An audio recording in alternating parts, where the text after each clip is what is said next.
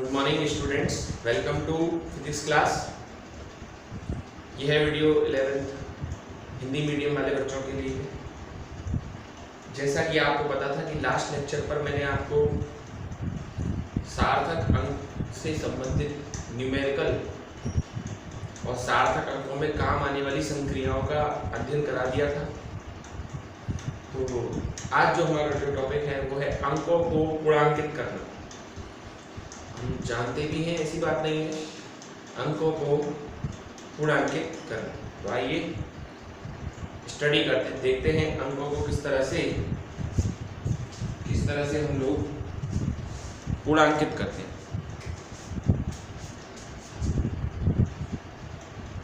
अंकों को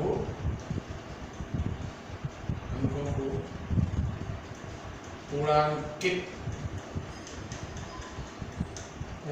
करना। इसमें वैसे 3 नियम है।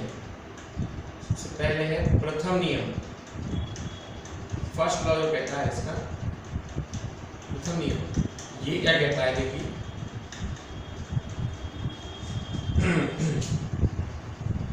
इसका जो प्रथम नियम है उसको देखिए। अगर किसी अंक को आपको पूर्णांकित करना है और उसके बाद आने वाला अंक 5 से अधिक है, यदि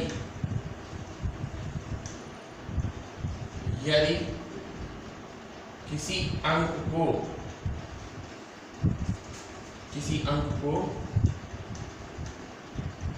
पूर्णांकित करना है और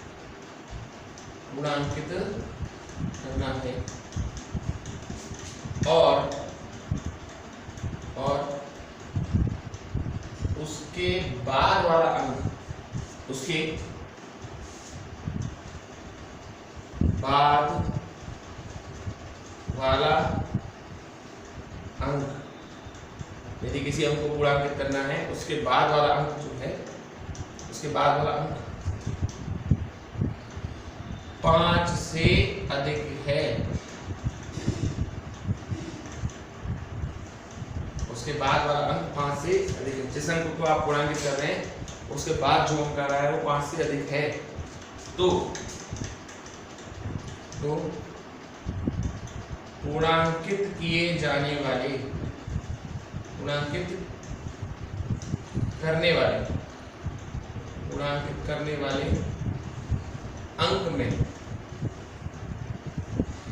करने वाले अंक में 1 की वृद्धि कर दी जाती है। ठीक है, ये है जैसे 4.727। अब हमें इस अंक को पूर्णांकित करना है, 2 वाले को, और इसके बाद वाला जो अंक है वो 5 से अधिक है, 7 है। तो ये जो अंक पूर्णांकित करने पर आएगा वो आएगा 4.73। ये आपका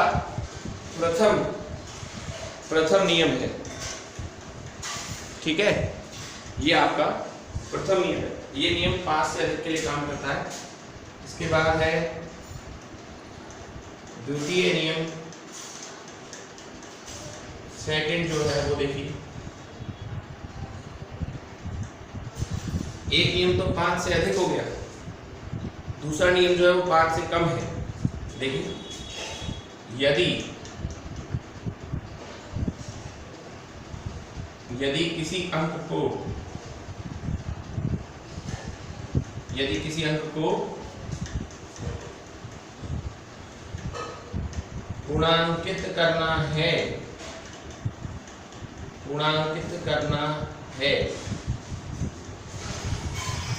और उसके बाद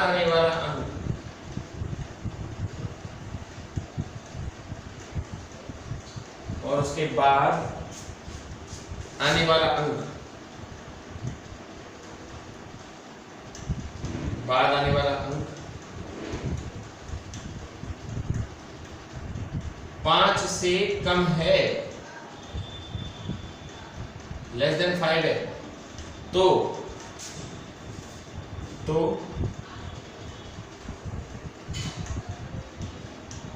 पूर्णांकित किए जाने वाले अंक में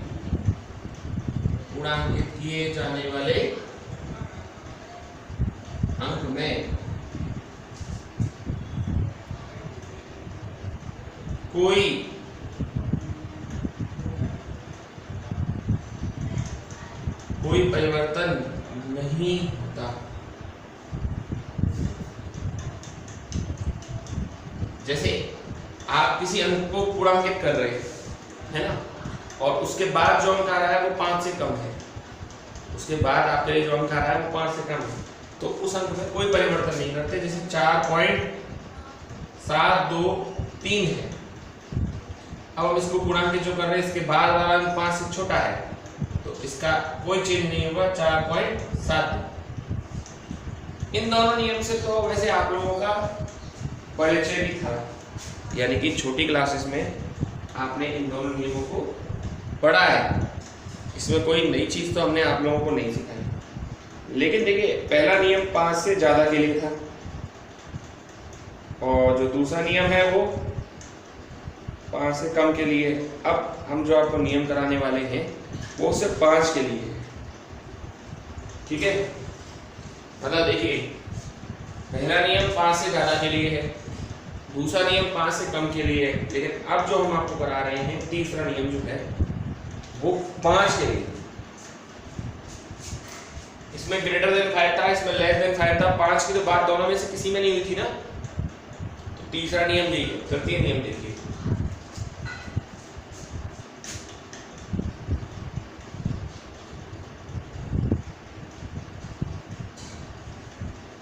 थर्ड लॉ देखिए,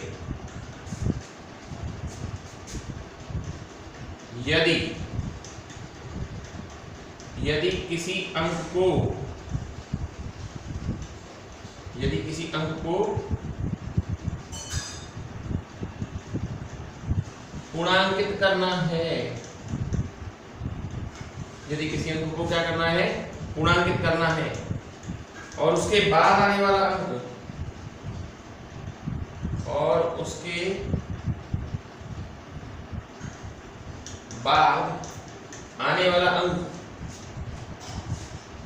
आने वाला अंक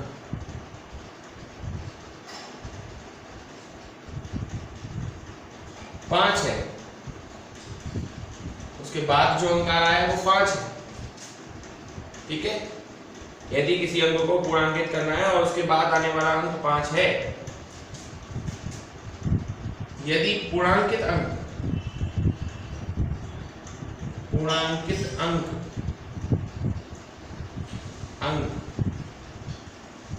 विषम है, तो एक की वृद्धि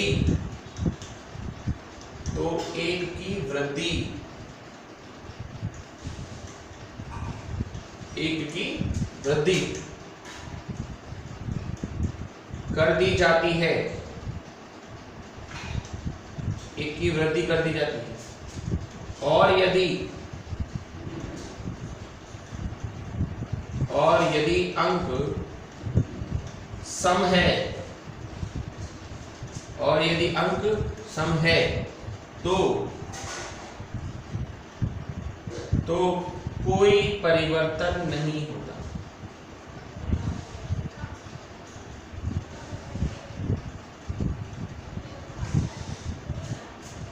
आप जिस अंक को पूर्णांकित कर रहे हैं उसके बाद वाला अंक अगर 5 है और उसके बाद वाला अंक 5 है, ठीक है, और पूर्णांकित अंक विषम है तो 1 बढ़ा देना, और यदि अंक सम है तो कोई परिवर्तन नहीं। जैसे इसी को देखिए 4.725, ठीक है। अब ये अंक कैसा है, सम है, तो उसको पूर्णांकित करने पर आएगा 4.7।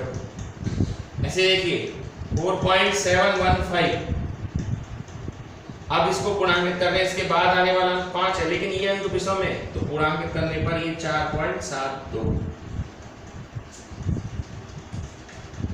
दो नियम से तो आपका बहुत अच्छा तरीके से परिचय होगा। ये तीसरा नियम मेरे को लगता है आप लोगों के लिए नया होगा, है ना। और विशेष ध्यान रखना बच्चों इसका, क्योंकि ये अब बताया तो है नहीं, बार बार आपको आप कहेंगे सर आंसर मैच नहीं कर रहा, मेरा आंसर मैच नहीं कर रहा। तो आंसर मैच कैसे करें आप जब उनके तीनों नियमों का ढंग से अध्ययन ना करें। ये 3 नियम है बेटा, जिसकी सहायता से आप अंकों को पूर्णांकित करते हैं। ठीक है, एक बार देख लीजिए इन तीनों नियमों को, और मैंने सारा बोर्ड पे लिख दिया है, कोई ऐसी बात है नहीं है, सब डिटेल है। आप इसे अच्छी तरीके से देखिए कि हम कैसे करते हैं इन क्वेश्चनों को।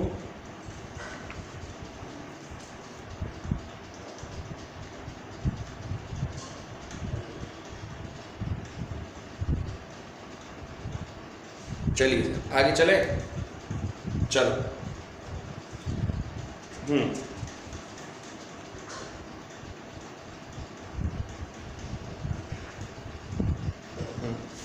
एक क्वेश्चन है आपको करा रहे हैं 2.16, न्यूमेरिकल हम आपको करा रहे हैं किताब का अनसॉल्व्ड 2.16। किताबें तो आप लोगों ने सबने ले रखी हैं, आपको वैसे मैं न्यूमेरिकल लिख के भी देता हूँ, ठीक है। उसके बाद भी आप लोग भैया देखिए किताब वगैरह तो अपने पास रखिए, जब भी काम चलेगा। 2.16 देखिए,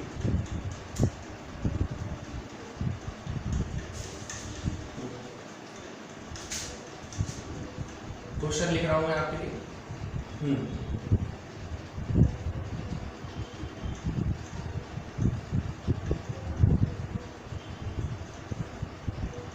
परमाणु के द्रव्यमान को, परमाणु के द्रव्यमान को एंगस्ट्रॉम के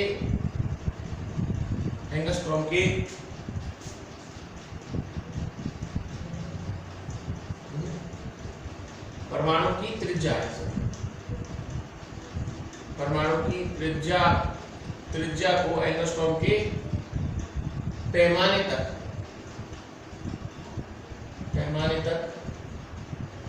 नापा जाता है।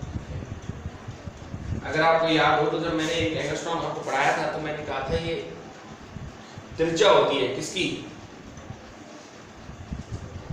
परमाणु, एक एंगस्ट्रॉम तक के पैमाने पर नापा जाता है, ठीक है। तो हाइड्रोजन की जो त्रिज्या है,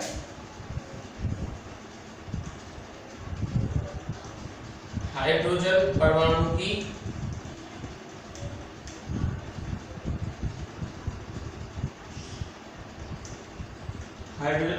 त्रिज्या 0.5 एंगस्ट्रॉम है, 0.5 एंगस्ट्रॉम है। तो हाइड्रोजन परमाणु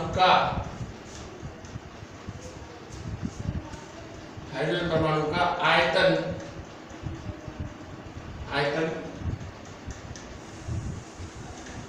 मीटर क्यूब में ज्ञात करो। यस, क्वेश्चन आई थिंक आप लोगों को समझ में आ गया होगा। त्रिज्या कितनी थी हाइड्रोजन परमाणु की, R 0.5 एंगस्ट्रॉम। तो इसको मीटर क्यूब में बदलेंगे, मतलब मीटर में तो बदलेंगे 0.5 गुणा 10 की घात -10 मीटर। आयतन होता है V बराबर 4/3 पाई R क्यूब, 4/3 पाई की जगह 3.14, R की जगह क्या आएगा 0.5, 0.5, 0.5 और 10 की पावर -30 पॉइंट हटाइए 10 आएगा सबके नीचे, और 5 से 2 बार गया, 5 से 2 बार गया, 5 से 2 बार गया, और 2 से ये गया 4, और 2 से ये गया 1.57।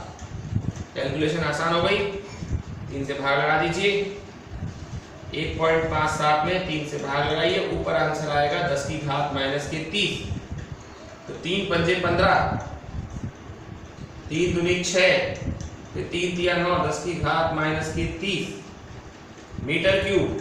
लेकिन आप जानते हैं हम लोग वैज्ञानिक पद्धति में अपना आंसर देते हैं, और वैज्ञानिक पद्धति में एक पॉइंट छोड़ के दिखाया जाता है, यानी कि 5.23 गुणा 10 की घात माइनस के 30 नहीं आएगा सर, माइनस के 31 मीटर क्यूब। तो मैं इसको जरा चेक कर लेता हूँ कि जो हमने किया भी है वो सही भी है कि नहीं।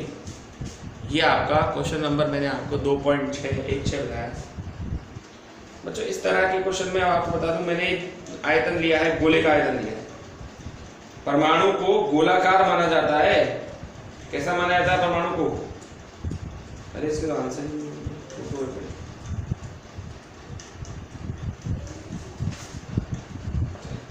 2.16।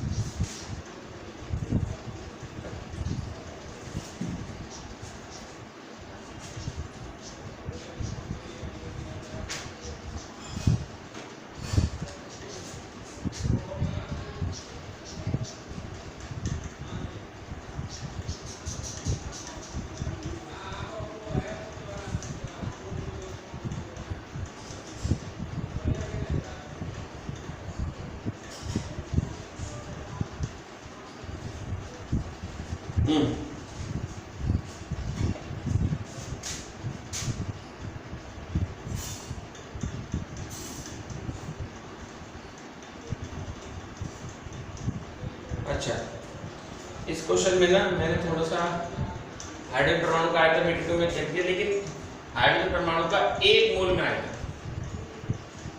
1 मोल में आयतन पूछा। तो ये तो 1 का आयतन आया है।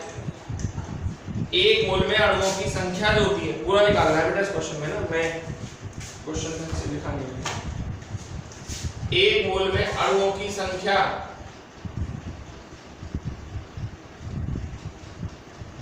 1 मोल में अणुओं की संख्या, हो सकता है आपको पता हो, इसको हम लोग आवोगाद्रो संख्या कहते हैं। 1 मोल में जो अणुओं की संख्या होती है उसको हम लोग आवोगाद्रो संख्या कहते हैं। 1 मोल में अणुओं की संख्या होगी कितनी? आवोगाद्रो संख्या, ये होती है आवोगाद्रो संख्या आपकी 6 गुणा 6.023 गुणा 10 की घात 23, 2 कर लीजिएगा, नहीं तो ये तो 1 अणु का आया है। तो कुल आयतन जब निकालेंगे 1 मोल में आयतन, 1 मोल में आयतन, देखिए 1 मोल में आयतन कितना होगा? V बराबर 6.023 गुणा 10 की घात 23 गुणा 5.23 गुणा 10 की घात माइनस के 31। तो 6 ही कर लेते हैं इसको, 6.23 का क्या करोगे? तो 6 3 18, 6 3 12 और 1 13, 6 1 30 गुणा 10 की घात माइनस 31 नहीं 30 पॉइंट कुछ आएगा, तो 30 गुणा 10 की घात माइनस के 31 या 3 गुणा 10 की घात माइनस के 30 मीटर क्यूब। अब सही है बेटा ये क्वेश्चन ना। इसमें थोड़ा सा कंफ्यूजन हो गया था कि ये 1 मोल में बात कर रहा था और 1 मोल में अणुओं की संख्या एवोगाद्रो संख्या होती है, तो एवोगाद्रो संख्या के हिसाब से इस क्वेश्चन को अपन को करना था। तो ये इस क्वेश्चन का आंसर है।